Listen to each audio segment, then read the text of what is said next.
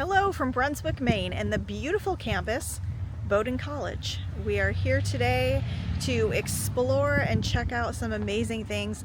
This little town has so much to offer, not just this beautiful college campus, but several museums and some amazing people were from here. Joshua L. Chamberlain of the Civil War, Harriet Beecher Stowe wrote Uncle Tom's Cabin from her house here. There is an Arctic museum, an art museum, a Chamberlain museum, their houses, and we're experiencing very mild weather. So we're gonna have some fun adventures. Check it out, bringing you along. Just look at this. And Bowdoin College was founded in 1797. And guess who else attended this school? Henry Wadsworth Longfellow. We need to redeem ourselves from the strange experience of yesterday. If you guys saw my vlog from the 4th of July and the Wadsworth House / Washington's headquarters, we did not have a great tour there. I'm actually still reeling from it. Trying to put it out of my mind for now. Just don't like when history is lied about and good people's names are dragged through the mud or ignored. So we are going to have a more pleasant time today, I'm sure. Really looking forward to it and excited to do some exploration with you guys. A very prestigious school. They do not have a high acceptance rate. It is expensive. There are several free museums here on campus, which is a great resource. Oftentimes universities and colleges do offer museums. And it looks like this is the art museum, so we're gonna head on in. We have never been here, so you guys are exploring this with us for the first time as well. Kind of exciting.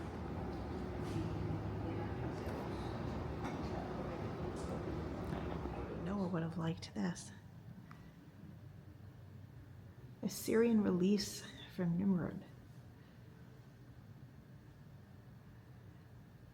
And these were brought here in 1860, it says. Reminds me of the things we were seeing at the Ancient Near East Museum at Harvard.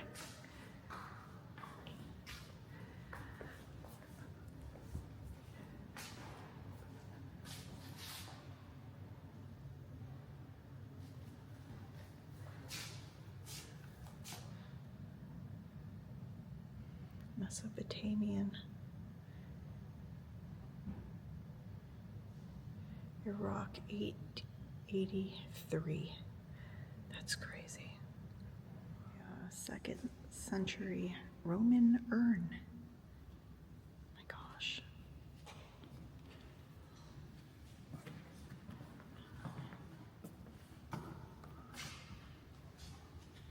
Greek. From 430.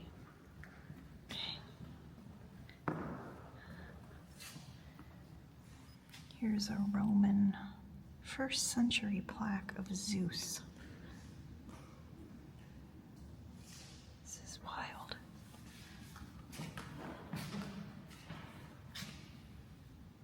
Makeup dish in the shape of a duck from 1550. BC.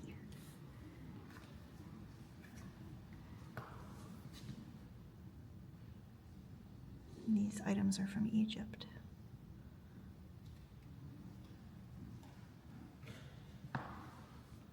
It's a miniature coffin, 2nd century BC. It's wild.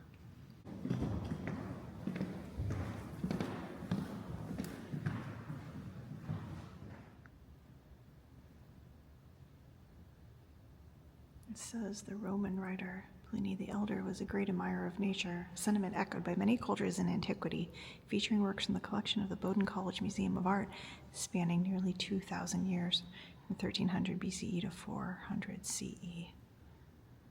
Examines how Mediterranean societies understood and depicted the natural world. Fascinating. Look at this jewelry. Coins. everything in here.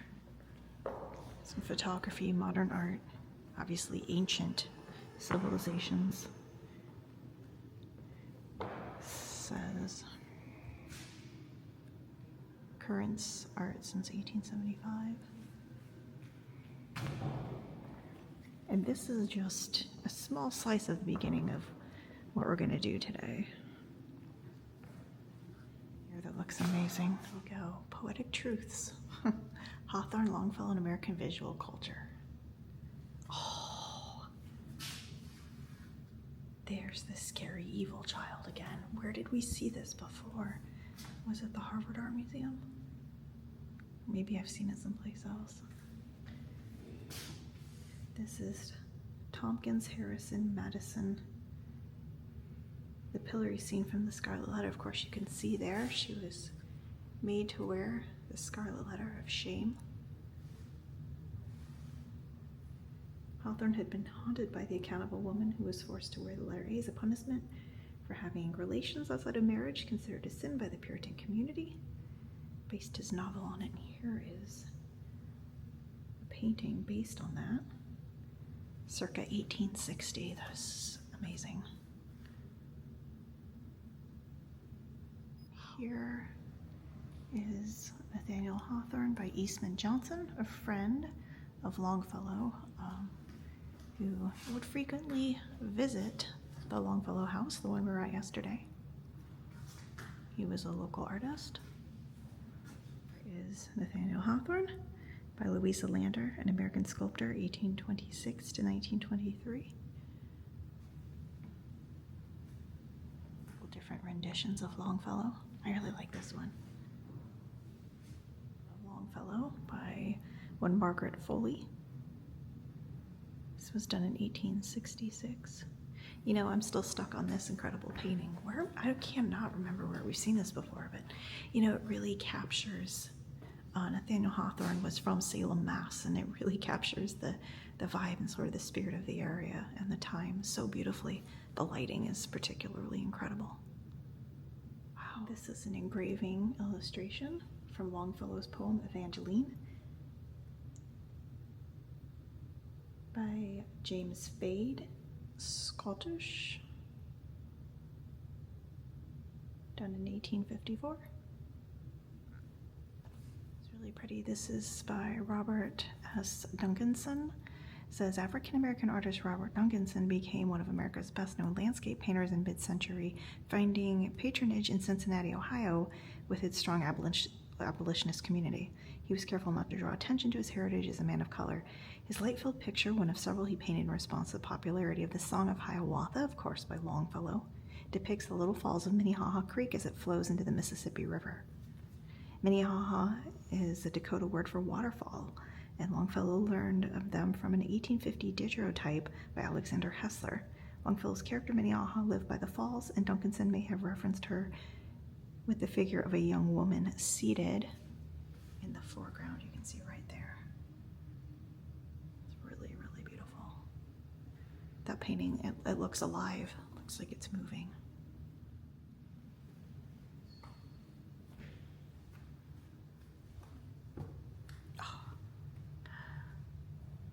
I love her outfit. It's almost relatably Scottish. Okay, here we go. Wow. Amazing.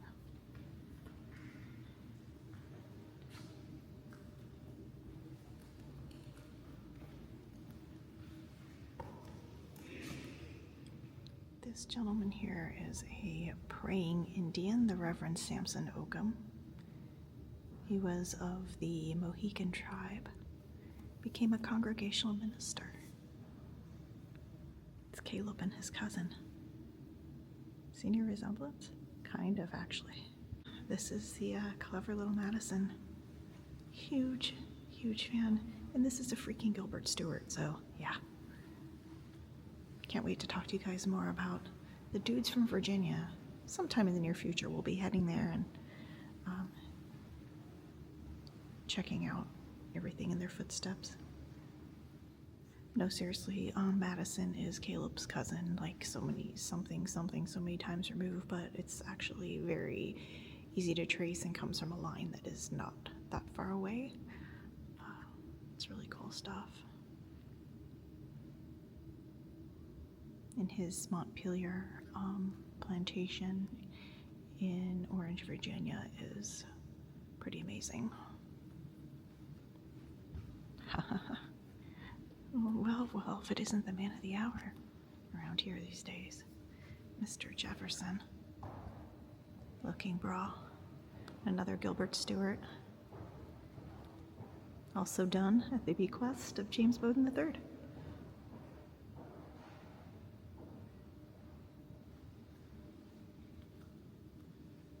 Yeah, this is a good redemption day here.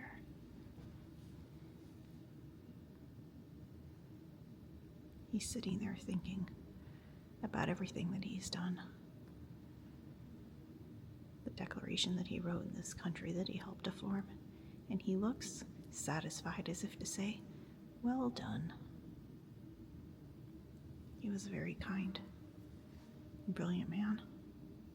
Also a Virginian, of course. Okay, I'm such a dork. Caleb just pointed out that where I've seen this is the Peabody Essex Museum because it's all known from there. So that's typically where I have seen this. And that museum is a lovely museum in Salem, Mass. And it's funny because it moved and now I'm sitting here going, where have I seen that before? So this is the one and only, the actual one. And now I've seen it in 2 locations. How cool is that? Also, he thinks it's really creepy. I really like it. I mean, it is creepy, but that's not a bad thing. Some more of Longfellow, and you might be going, what is with Longfellow? Well, important to remember that he was extremely popular. He was like a rock star of the time, and you know, compare him to like Elvis. Yeah, that's how popular he was.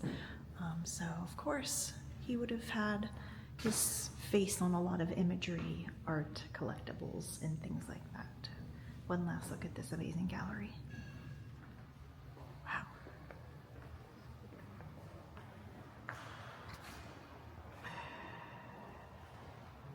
Look at this dome. This was done by Daniel Chester French, whose work we have followed all over. The murals in the Walker Art Building were designed to inspire visitors. Monumental in scale, this 4-part program pays tribute to European cities whose art was deemed the high point of Western civilization. Moving clockwise from above the original entrance, the paintings represent Athens, Florence, Rome, and Venice. Together they manifest a late 19th century belief that the classical tradition has been reborn on this side of the Atlantic. The artist chose to decorate the buildings rotunda had all studied in Europe when they acquired mastery of figure painting and knowledge of art history. Each used symbols to characterize the city represented and its cultures.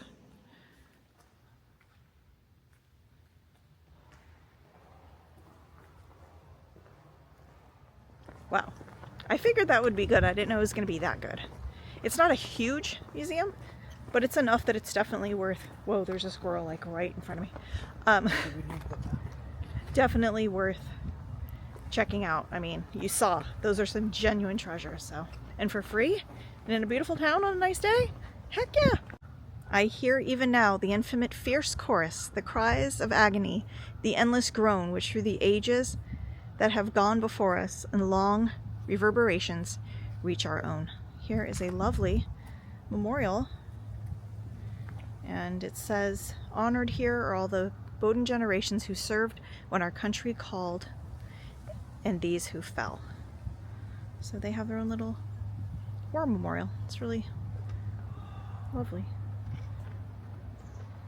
Joshua Lawrence Chamberlain, who was here, class of 1852, who was also well acquainted with battle, as he led a famous and heroic charge at the Battle of Gettysburg, among other things, said, "They will come together again under higher bidding and will know their place and name. This army will live and live on so long as social answer soul shall long as the flag watches with its stars over fields of mighty memory." Oh, I love that. So, yeah, this lovely town in Maine along the Androscoggin River. Not short on amazing Americans that have lived here or spent time here or have learned here, and it's quite inspiring. Every town has a different vibe. This place just has really good feels. Really liking it. When we drove in, we were both like, oh, there's a peace about it. Really, really nice. There's a map of the campus. Trying to find the Peary-MacMillan Arctic Museum. That's a crazy thing. Really want to show you guys. The pictures online look pretty incredible.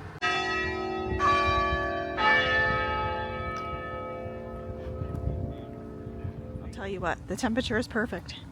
It is not hot and it is not cold. It's lending towards warm, but there's a breeze. You must be getting close because there is a polar bear.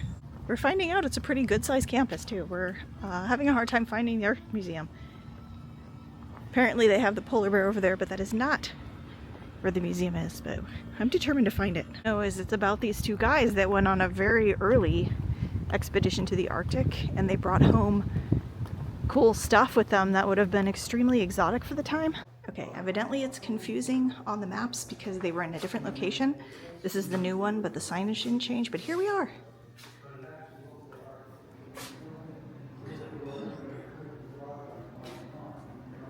Robert E. Peary is the most famous of these individuals. In 1909, Robert Peary claimed to be the first person to reach the North Pole with Matthew Henson and an Inuit team members. Expedition continued traveling north until 1954 on his schooner, the Bowdoin. And I am familiar with some of these things because my mom and stepdad lived in far-reaching Alaska for many years, and I used to go visit them there. And they helped a lot of people in the community there. It's a fishing community. They lived on a Fognak Island and then Kodiak Island. And they knew a lot of native peoples and local people. And I loved visiting there. It is such a wild place, so beautiful, and has such an interesting culture, so this is cool. When Peary set his sights on reaching the North Pole, he recognized that success required learning from working with Inuit, the true experts in Arctic survival. Donald McMillan followed Peary's example and spent years documenting the Inuit communities. So there are several different types of native tribes or groups in Alaska, and they are known as the Inuit people. There's like overall names, and then there's specific names within the tribes, just like here how you have greater Native American tribal names, and then within that you have smaller groups. Same kind of thing in Alaska. The Arctic is not defined by specific borders or boundaries, but by environmental, climatic, and cultural characteristics. While the areas covered in the definitions overlap, there is variations at the southern limits. Of course, that doesn't only include Alaska, but many other areas as shown on the map. This is talking about some of the area that is tundra. If you go, for instance, to northern Canada, there is a vast nothingness, and it's very harsh land. A lot of Alaska is like that too when you go north, and there really isn't anything except for native villages, and the people survive on subsistence living, meaning they live off the land. So if you want to learn how to survive when the crap hits the fan, ask an Alaskan native. They know what they're doing. Ask a lot of natives, actually. They know what they're doing. Soapstone carving of a muskox. I have seen all kinds of cool stuff up in the Arctic regions myself. Lots of amazing wildlife. It's a very harsh environment, but it can be very beautiful. Oh, ulus! My mom has a couple of these, so they really do use these. A lot of the cultures up there north do, and in Alaska they're very common. It's a very handy dandy kitchen device. Definitely New England days when I think a coat like that would come in handy, as would these type of boots. And there's a lot of misinformation about igloos. Typically natives don't live in them long term. They are used really for, well, they are out fishing up north, as temporary dwellings while they're ice fishing. So they will stay in them, and they do stay remarkably warm, but it isn't like a thing that the native populations actually live in them all the time. That's just something that has kind of become widely known in pop culture and movies, things like that. But that is the truth of the matter. They make great temporary hunting and fishing dwellings. Going back to talking about subsistence living and how they know how to live off the land, this is talking about goggles and things that they have made to protect themselves in the harsh environments in the Arctic. And here's an example of some of those. Walrus and whales are staple, nutritious foods. So if you think about it, those are foods that are high in fat content, but they do provide a little insulation to the body in the cold temperatures there. And my mom has tried some of those things, and I can tell you that she did not find them delicious, but out of respect, if you are welcome into somebody's home and they offer you some of that, you definitely partake. Thankfully, I was never offered any. I think the craziest thing I ate was like reindeer sausage, which is not crazy. It's actually quite delicious. Seriously cool scrimshaw going on here on some whalebone. And they are allowed to hunt. It is part of how they survive and how they get along. They've done it for thousands of years. These people, again, really do know how to live off the land and have it pretty dialed in. So I think we best leave them up there to do what they do best, and that's survive in their own environment.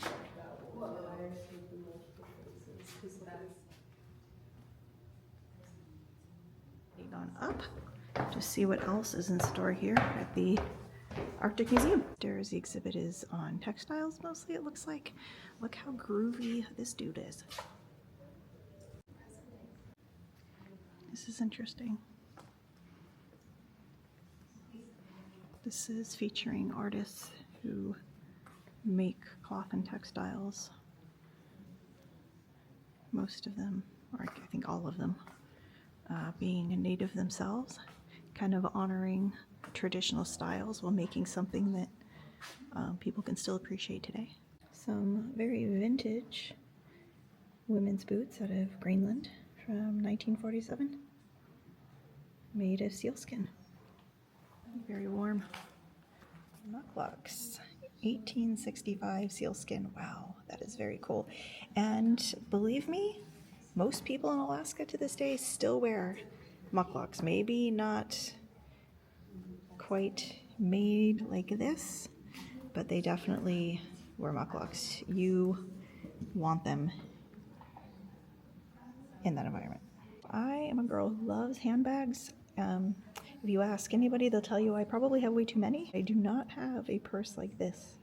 This is Appliqué Harbor Scene from Newfoundland and Labrador from 1970, made out of sealskin. And here they have a little piece of sealskin you can feel. It's soft, but rough and durable at the same time. Kind of has a silky texture, which is interesting. I definitely don't have a bag like this. I like this one. Example of a far north-lying village. I have actually taken float planes and small Cessnas to villages like this, touchdown from Kodiak to more outlying villages, and I have seen this for myself. It's pretty wild. Many people in the native populations continue to live just like this, off the land. Man, it's from a narwhal. You can touch it.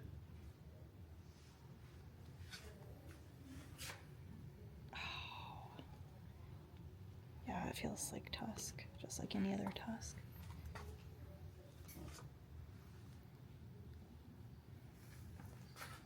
It is crazy how they're twisted. I could see why people would think that was, pretty, but I don't know, that's kind of sad.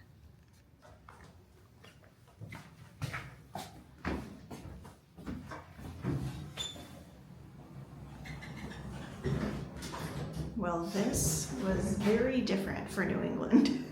What did you guys think about that? See, there's all kinds of things around every corner. You just never know. The textile thing was a temporary exhibit until October, so I guess that changes. Be interesting to see what else they get in the future. All right, well, there is so much more to see in this town, and we're gonna kind of span the globe here and space and time. So we're gonna see what else we're gonna do now. We've got lots of options. The good thing is we don't have to be back to the New Hampshire seacoast for a few hours. So we have the day to ourselves and a good amount of time here. So see what we can do next. Okay, here we are at the home of Joshua Lawrence Chamberlain, general during the Civil War. Quite popular with you Civil War nerds, I'm sure. And this is his home right here in Brunswick, Maine.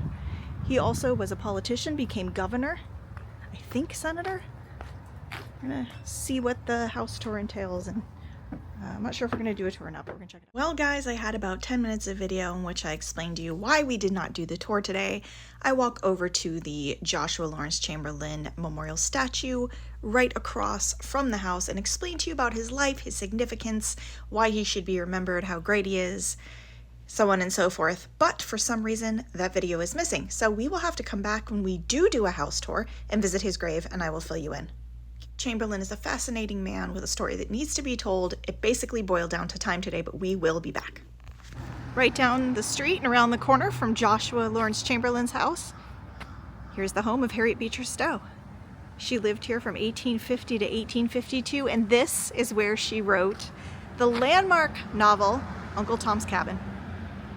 Brought to light a lot of things that were going on, and sometimes literature can make a big difference in the world. Again, it's what you do with your talents and your gifts and how you wield what God has given you. And this great lady did a good thing, and it had an impact. Here's a handy dandy placard saying as such. This is the house where Harriet Beecher Stowe wrote Uncle Tom's Cabin between 1850 and 1852. She lived here with her husband, Bowdoin College professor Calvin Ellis Stowe, and their children. In her parlor, she was joined regularly for readings of her work in progress. The book that started the Civil War by her sister Catherine Beecher and others in the community, including then student and future Civil War hero, Maine governor, and Bowdoin president Joshua Lawrence Chamberlain. So they were friends, which makes a lot of sense. I could see them hanging out, being part of the community. The house was built in 1806 by Samuel Melcher III. It was formerly known as the Titcomb House. Henry Wadsworth Longfellow rented a room here in 1822. Of course he did. Of course he did. And while he was here, he was a student at the college. The Stowe House was designated a National Historic Landmark in 1962, and Bowdoin College acquired the home in 2001. It is registered as a historic place and part of the National Underground Railroad Network for Freedom. I think this is pretty amazing. Harriet Beecher Stowe also has a home in Hartford, Connecticut, right next door. They actually kind of share a parking lot with Mark Twain, Samuel Clemens. And that is a house that you can tour. It's like a historical society type place. This one owned by Bowdoin College, and I don't think, to my knowledge, they really open it that often for tours and things like that, but here it is in all of its glory. Sign says, built here in 1806, house occupied by Harriet Beecher Stowe and her family from 1850 to 1852. Just reiterating, it was here that Stowe harbored fugitive slave John Andrew Jackson in the late 1850s. Stowe would go on to write her first novel, Uncle Tom's Cabin, before leaving Brunswick for Andover, Massachusetts. So this girl has lived all over New England. So how about that? I dub Brunswick, Maine, place of great Americans. Such a pretty town, beautiful homes like this, up and down. Lots of cool architecture. It's just a very peaceful, nice vibe to this place. We will definitely keep this on our comeback list. Stopped in Portland to get some food. Kay's over there waiting on pizza, and I am waiting on falafel, which I am super excited about. We haven't eaten all day. This girl loves falafel. We'll take a look at the water in just a second. Oh my gosh. This is so good. My falafel was so good. How was your pizza? Excellent. Excellent. Would you get it again? Yeah. Yeah, I would. I have been, so the place was called Falafel Mafia. I found out about them I can't remember how, but it's been a while, and I always wanted to come and have it, and it's just never worked out. And we were on our little trip today, starving. I mean, not starving, you know, very hungry. And I'm like, oh my gosh, we can easily detour, head over to Portland. I think they're still open. And I know they'll be there, because it is a food truck, so it moves around. But I'm like, I know they'll be on the promenade on this busy summer weekend. So they were totally worth the wait. I would 10/10 come back and have that again. Like, what a thing of beauty. That was so good. And I feel satisfied. I feel like full, but not like, I mean, it's pretty healthy. It's just cucumber, tomato, chickpeas, herbs, and pita. The tahini sauce inside was best ever. So there's a reason that place has like 5 stars and a whole bunch of reviews. Now, anyways, that's my dinner review.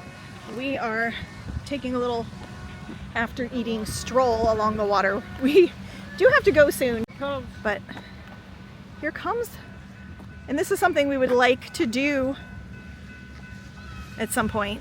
Take this cool scenic waterfront rail here in Portland, Maine. Going in reverse. And they've got this handy dandy walking path here along the water. Absolutely beautiful. The temperature is perfect right now. It's probably 70? What do you think? Yeah. It is not humid, and it's not crazy hot, and They're all passing. that guy was waving to the kids, but I started waving.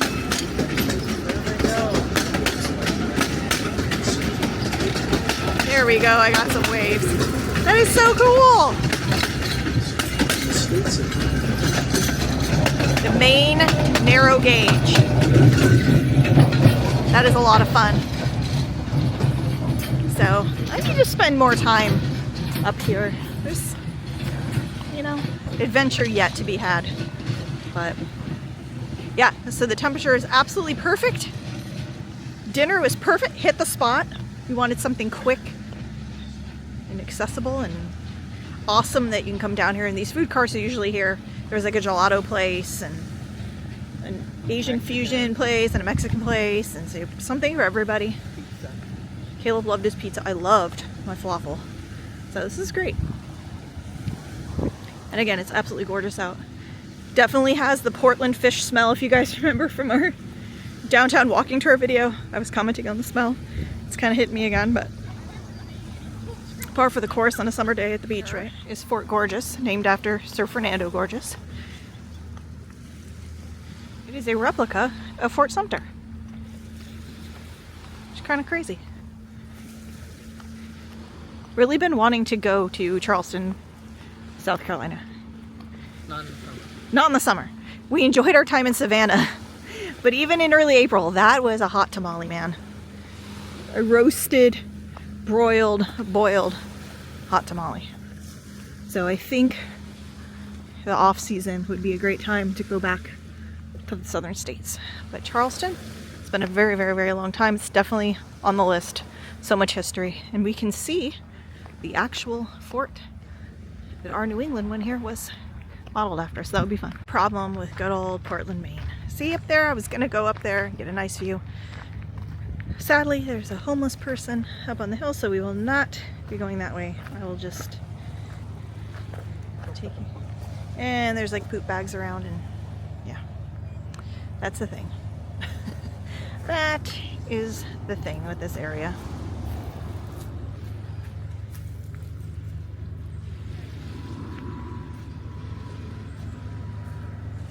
Okay, went down to the water and sat around the cove. There's homeless people on the beach. That's not great. It's not great for them. It's not great for us. It's not great for the city. It's not, it makes me sad, but it's not great for anybody. We were just saying we're not sure if they do like a boat harbor tour. I would imagine they would. That'd be fun. There's a few of those I want to do. Definitely need to do one in Portsmouth. It's crazy that I haven't yet, so that would be a fun thing to do one of these weekends. Wow, what a day we had.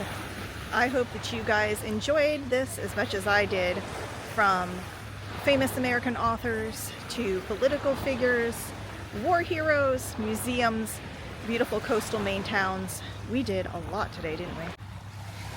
And Kay has made another case for kayaking. There's... You can rent them. It's even better. You don't have to You can rent one and try it. No, both of us go out on Fields Island. That would be kind of fun, I guess. But look at, they're struggling. Look at. No, they're turning around. That's No, all. I don't think so. Yeah, they're turning around. It is not as easy as you think. You better start like lifting or something before you're gonna do that. Go opposite of the person in front of you always. To go straight. Did you Google that or? No, if you're off the same side, you're just gonna spin. I don't know about that. I'm That History Chick, and like Patrick Henry, I know of no way of judging the future but by the past. Thanks so much for hanging out. Like, share, subscribe. Bye.